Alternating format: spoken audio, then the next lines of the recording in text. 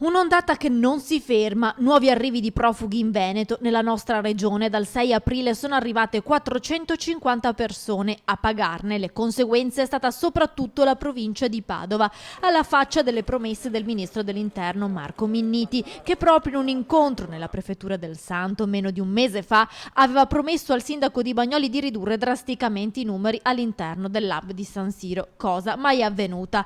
Un refrain ripetuto come un mantra ormai, che ha stancato i cittadini che vorrebbero fatti concreti e non dichiarazioni smentite dopo 24 ore. Dure le parole del governatore Zaia.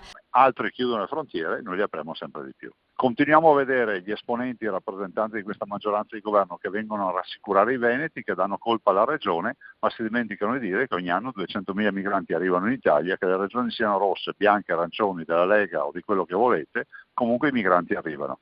È ormai la continua attesa non di un piano per rimpatriarli, ma dell'ultimo barcone che arriverà. Solo in Veneto siamo a quota 34.362 arrivi, ma il dato più inquietante, rilevato da Luca Zaia, è che di questi oltre 21.000 hanno fatto perdere le tracce. Fantasmi nel nostro territorio. Padova spicca come la provincia che accoglie di più, 2.531 migranti, concentrati per lo più a Bagnoli, una polveriera sempre pronta ad esplodere. Un luogo, quello dell'hub di San Siro, più volte raccontato nei nostri servizi, che si erge a simbolo delle promesse mai mantenute.